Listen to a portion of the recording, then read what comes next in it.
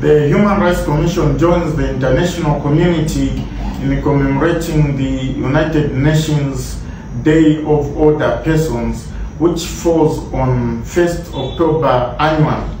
As we celebrate this day, the Commission wishes to call for enhanced promotion and protection of the rights and dignity of older persons.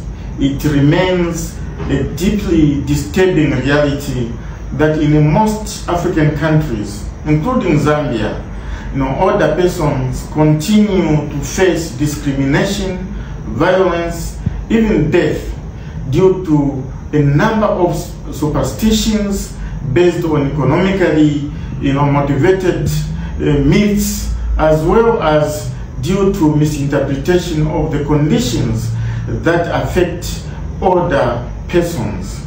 To this end, we call upon the government to ensure that effective laws are enacted and enforced in order to prevent and punish any acts of violations or abuse of the rights or dignity of older persons.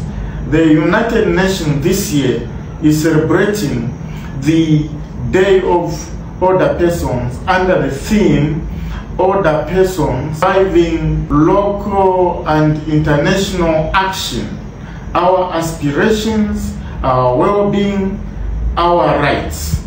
This theme underscores the resilience of older persons in terms of promoting just and also equitable or inclusive societies across the globe.